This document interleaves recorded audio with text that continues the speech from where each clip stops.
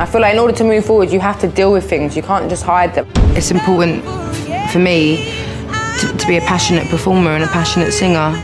Well, I've always been a control freak from a very young age. Need motivation? Watch a top 10 with Believe Nation. What's up, Believe Nation? It's Evan. I believe in you, and this channel is designed to be a part of your daily success routine. So let's get your motivation to a 10 and get you believing in you. Grab a snack and chew in today's lessons from a woman who went from having her father leave her when she was 2 years old, starting to sing when she was 4 years old, to becoming one of the most influential people on the planet and one of the greatest selling artists of all time. She's Adele, and here's my take on her top 10 rules to success.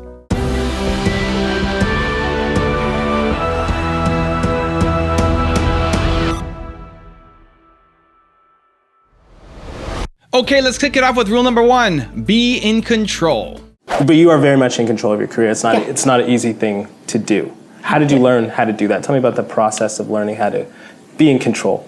Well, I've always been a control freak from a very young age, but I would credit my management for that. Like when I'm like really, really tired and I'm like, can you just decide? Like, I can't be bothered right now. No, staying up till 5 a.m. until you understand everything, and then you can give me a yes or a no with a good reason and stuff like that. So definitely my management. That's good management. Yeah, oh no, my management are great. Like, and also like they want me to make the decisions on everything, small things, big things, whatever, do you know what I mean? So that, and it's my music and I'm the artist. So why someone in a boardroom who's never written a record in their life should be making decisions for me? No. We are the artists and we should be allowed to decide in every aspect. Rule number 2, don't let people rush you. The success of 19 is like kind of shocked everyone involved with it, like, because like I said, like I signed for no money in the UK, do you know what I mean? There was nothing riding on it.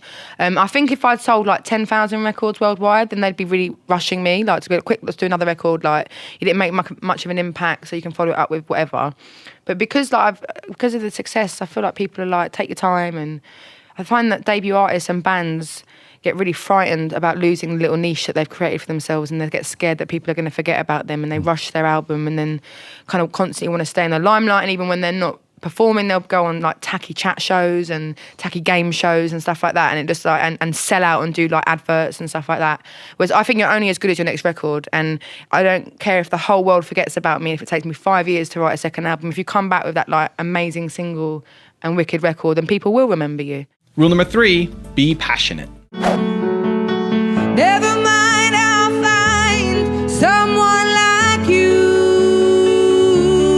I wish nothing but the best. Well, my favourite singers are very, very passionate, and it's important for me to be a passionate performer and a passionate singer, and I ain't passionate about anything but the things that go on in my life. Rule number 4, don't let things hold you back. I heard this question of how does one move forward well? Right? And that captured this feeling for me of how do you deal with people and places are still in your heart, but they're not in your life. Yeah. What did you gain from exploring that? Just the ability to move on, I think. I feel like in order to move forward, you have to deal with things. You can't just hide them. And I feel like my whole life I've just swept things under the carpet and stuff like that. Whereas by dealing with it all, which is because I was a parent and I only have so much capacity for junk now, I had to do those things, and it was great because it made me realise actually that all of the things I was holding on to, good and bad, they weren't that good and they weren't that bad, and it was just life, you know. So it made it a lot easier to let go. Rule number 5, don't let haters change you. We live in the airbrushed era, yeah, and people augment themselves. And have you had any pressure? Has anybody talked to you about, you know, we want to change your hair, we want to do this to you? No, not at all, never. I think that's because like in England, I signed to an indie label, and it's not really about that kind of thing. You know, they don't really think like a major that much. And then when I did sign to a major record company in the rest of America with Columbia, I was, you know, I was already quite established in England, as in like known for putting my foot down and not letting anyone be like very in my face. So no, I haven't. And also like, I'm not gonna like, just because like a lot of more people know me, like if people like, you know, like want to be rude about me and call me fat and stuff like that, then like that's kind of makes me not want to change even more. Do you know what I mean? Because I just thought it's like giving in. And also I don't know these people that are like being horrible about me. Do you know what I mean? Like, I ain't never gonna meet them. They're all anonymous on YouTube. No, I don't care. Rule number 6, go with your instincts. Even if I can't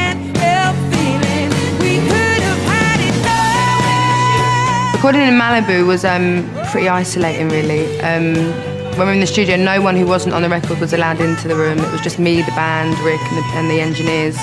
And we could have been in 1950 or we could have been in 2090. Do you know what I mean? It was just all about the song and about the music, and I had absolutely no idea what was going on in the charts or what new videos had come out. You know, I was completely clueless. And it was all just about kind of creating a vibe and going with our instinct, which I felt very, very lucky and fortunate to be able to do a record like that so early on in my career. So that was really quite inspirational. Rule number 7, really care about people. I'm going to go and see my vocal doctor, who did my surgery. Nothing's wrong, but just for him to be like, it's all right. Yeah, that's it. Maybe just a little reassurance on the eve fine, of this big moment. But the idea, because I didn't cancel loads and loads. I didn't cancel a whole tour. Well, I did cancel a whole tour, but a whole tour isn't like a global tour last time. But, you know, the letting people down like that, I didn't play enough shows last time. So people were, like, flying in for shows, hotels, anniversaries, like 2 years in advance. Like, it's a lot of pressure, man. And cancelling those shows broke my heart. It really did, like, letting them down and seeing them out of my tour bus, really upset. And it being more than the cost of a ticket and being the cost of a flight and a journey, really, like, I still haven't forgiven myself for it. So the idea... And I don't have a big enough window of time to tour enough. Like, my kid's going to start school. I have a small window to tour. It's going to be an underplay because I haven't toured. And it's like, I don't want to let them down. So, you know, so the pressure of that, I mean, I haven't booked anything and I'm myself. At the same time, I don't like cancelling shows because it takes a lot for me to give up my money to go and see someone play live. So I really appreciate the fact that these people, you know, sort of spend their monthly sort of treat allowance coming to see me. And so I was really, really gutted about having to let all of those people down. Rule number 8, have integrity. I just think, like, when you're new and you've got all these people who you think know better than you, and don't get me wrong, I'm sure they do know better in lots of ways, but no one knows what's best for one person apart from that person and how it makes them feel. If they don't like it, they don't believe in it, it ain't going to happen if they're doing something that everyone else thinks they should do. I think it's about integrity and stuff like that, you know, which all of us have, not all of us use. Rule number 9, collaborate. It all, we could have had it all. It was a very conscious decision that I made to work with as many people as possible. And my first record, I'd say about 85% of it was all me. And, you know, I had some of them songs from when I was 16. And I'm very limited at the moment when it comes to being a musician. Do you know what I mean? I'm not as musically academic as Paul Epworth is and as Fraser T. Smith and Ryan and Dan Wilson. So I only know 4 chords. So if I'd written the whole record again on my own, it would have sounded like 19. And that's my biggest fear, was making the same record again. And I find I'm really dismissive of my own material and I throw ideas away really, really easily, which I think is a bad thing. But when I work with someone else, I throw it and they catch it and then they kind of turn it into something that ends up really, really working. So I think going down the line, it'll be more and more that I'll be collaborating with other people. And rule number 10, the last one before a very special bonus clip, is make an impact. What is it like to know that so many people love what you do? It's incredible that people are letting me into their lives again. But yeah, I was worried I missed my window, and I was worried that the world moved on so much in so many different ways. She needn't have worried.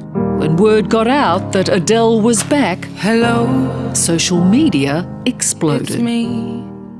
I had no idea how powerful social media was until this week. And up to now, I don't really get it. No, I don't really think, you know, let's go old school. And it's like, you can't actually be old school in a world where social media is in charge of pretty much the world. It started with this. It's me. A 30-second TV ad. No name, no pictures, just a voice. To go over everything. Was your head under the doona while you were waiting for the response to this? Yeah, I was a grumpy grump that day. When it went out, I was like, you know, and then I saw a couple of tweets and I thought, okay, no one cares. That's fine. Everyone thinks that's sort of like a Christmas advert or something. So yeah, I was like bricking it. But those first 2 tweets turned into a torrent. And then a cascade of tributes from her fans. Hello from the outside. Her website was soon getting 4,000 hits a second. Adele couldn't believe it.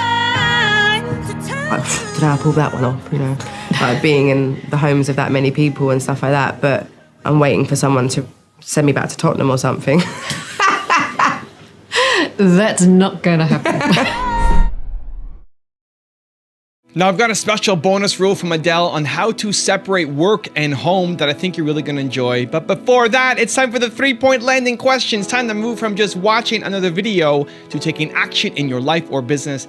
And if you're feeling bold, leave your answers in the comments below. Here we go. Question number 1. What's the impact that you want to make? Number 2, how can you better collaborate with others? And number 3, what instinct of yours do you just need to go with? So there's work and there's home. You separate those two. Oh, yeah. Oh, down the middle. Why is that so important to you? I don't take my work home, and I don't take my life to work either. It gets too emotional. Which that sounds stupid because obviously I'm probably the most emotional person with my with my work that I could possibly be, but it's more, you know that saying like, oh, don't take your work home. Mine is more like, I've got to really switch on to go to work.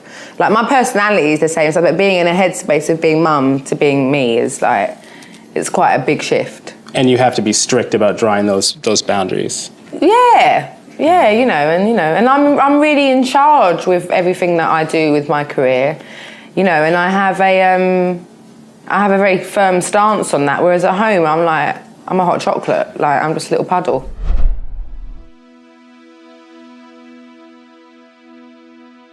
If you want to learn how to make it as a musician, check the video right there next to me. I think you'll really enjoy it.